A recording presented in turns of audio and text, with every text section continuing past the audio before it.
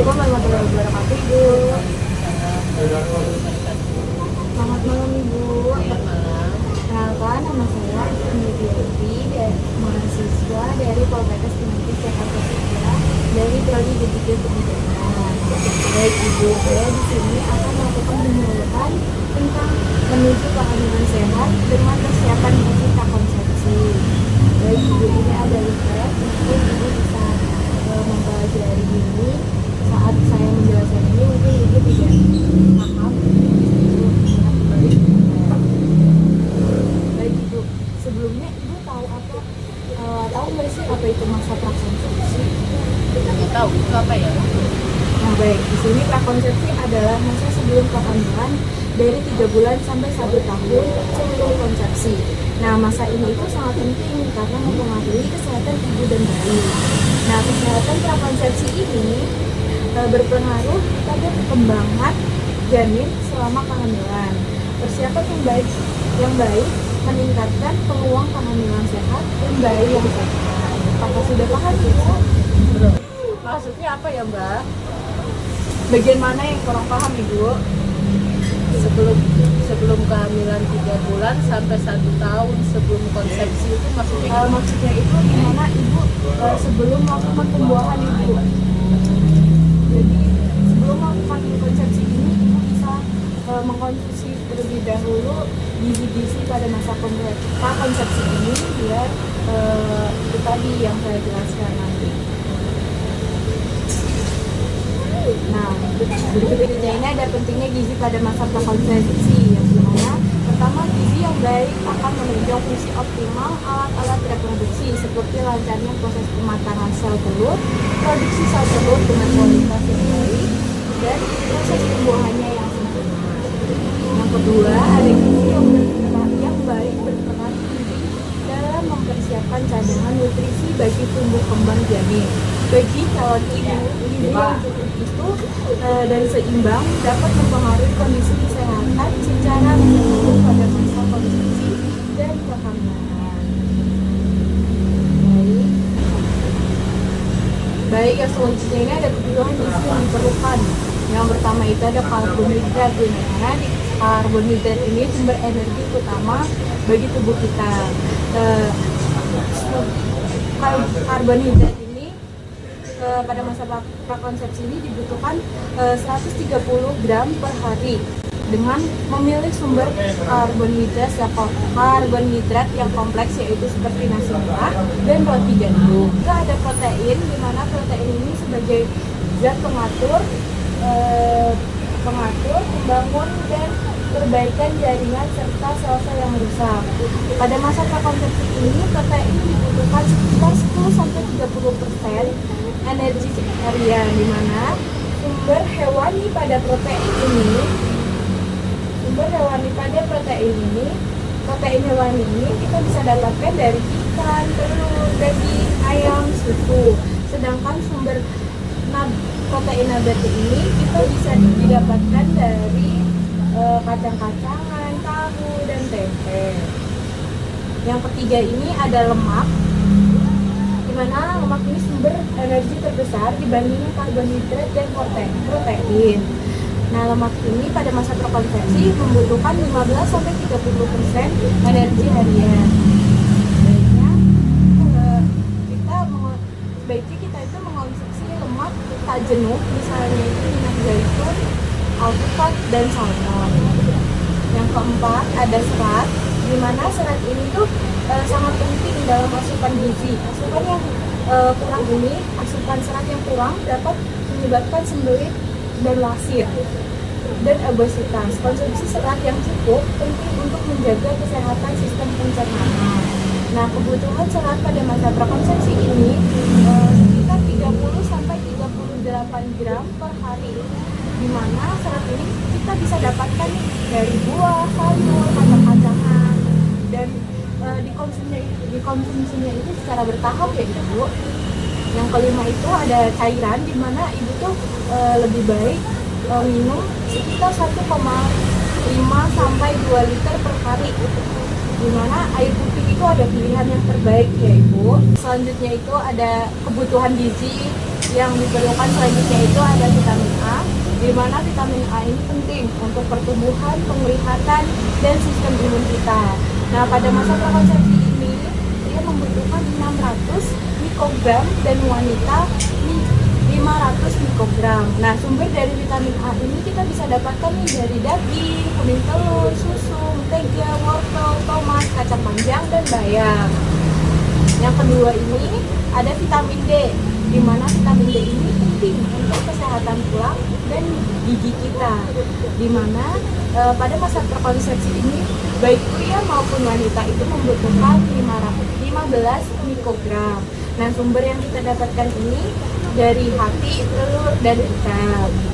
Yang ketiga ada vitamin E, yang dimana vitamin E ini antioksidan, yang dimana penting untuk sistem imun kita. Untuk pada masa prakonsepsi ini baik wanita dan pria ini membutuhkan 15 mikrogram ya Ibu, dimana sumber dari vitamin E ini kita bisa dapatkan dari minyak nabati yaitu seperti jagung, bunga matahari, zaitun, kacang-kacangan, biji-bijian seperti bunga matahari, kenari, dan alpukat. Yang keempat ini ada vitamin K, di mana vitamin K ini penting untuk pembekuan darah, di mana masa prakonsepsi ini pria dan wanita membutuhkan 1,3 sampai 1,4 mikrogram.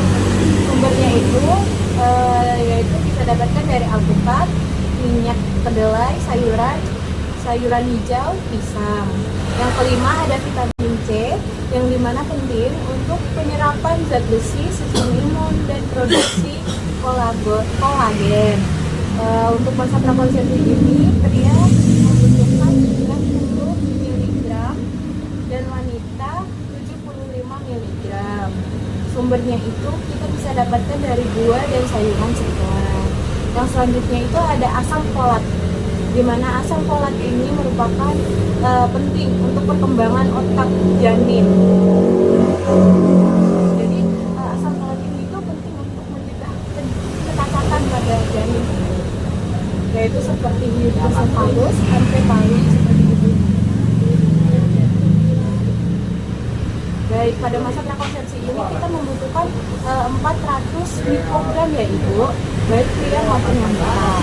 Nah, sumbernya itu ada daging, buah-buahan, sayurannya itu seperti asparagus ya Ibu, kacang-kacangan, wijen, dan serealia. Yang ketujuh ini ada zat besi, di mana zat besi ini penting untuk mencegah anemia, di mana pria membutuhkan 13 sampai 15 mg dan wanita membutuhkan 26 mg. Nah, sumber dari zat besi ini bisa didapatkan dari daging merah, sapi, ayam, bayam, dan kacang-kacangan. Yang kedelapan ada selenium, di mana selenium ini tuh penting untuk sistem imun dan membutuhkan pada masa prakonsepsi ini membutuhkan 30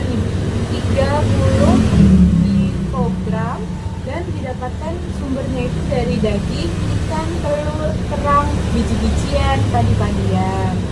Yang kesembilan ini ada zinc atau juga disebut dengan seng, di mana penting untuk sistem imun dan pertumbuhan. Untuk pria membutuhkan 13 sampai 17 mg dan wanita membutuhkan 10 mg. Sumbernya itu kita bisa dapatkan dari susu, makanan laut, daging, dan kacang-kacangan. Baik, untuk jelasnya kalau ketika ada yang kurang paham, Ibu bisa baca di lipat ya Ibu. Pada kehamilan, yang pertama ini ada olahraga teratur, dimana kita bisa melakukan yoga dan pilates, yaitu untuk menyiapkan pikiran dan fleksibilitas kita. Yang selanjutnya dari jalan kaki, dimana kita itu dianjurkan untuk jalan kaki selama 30 menit per hari, yaitu untuk memberikan sirkulasi kepada sirkulasi ke organ reproduksi kita. Yang kedua ini ada manajemen stres, di mana kita tuh perlu meditasi, relaksasi, atau membaca buku dan tidur cukup selama 7 sampai 8 per malam. Yang ketiga itu ada berat badan ideal, yang dimana tuh berat badan ideal itu penting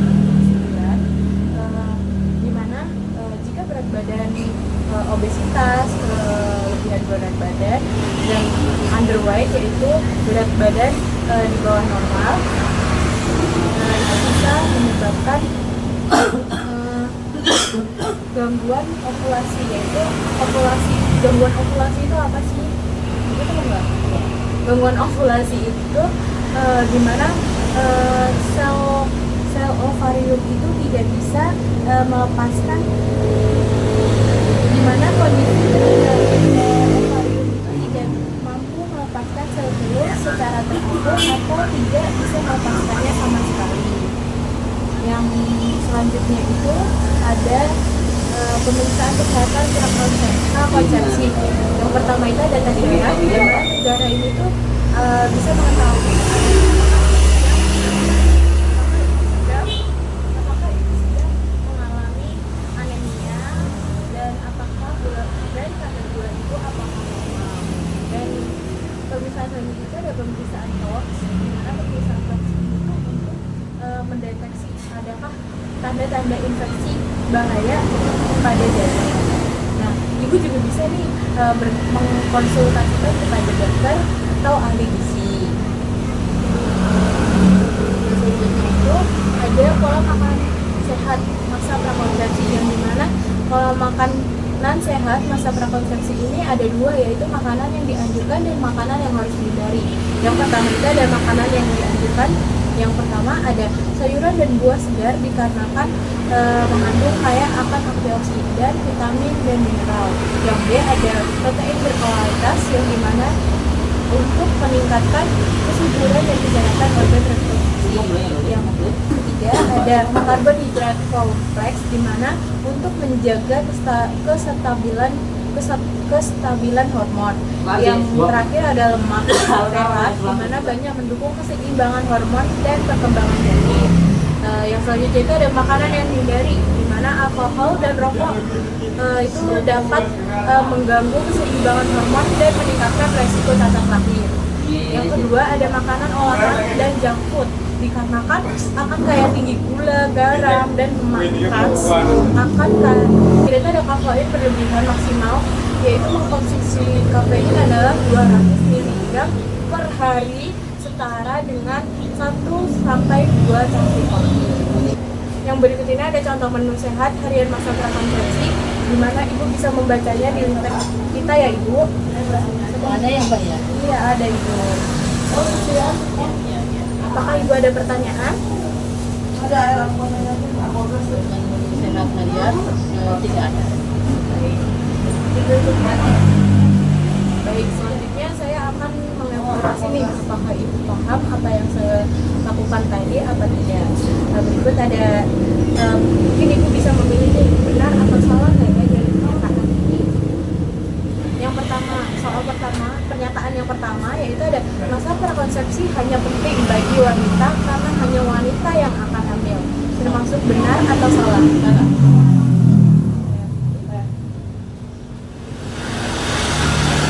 Baik, benar ya ibu. Jawabannya salah.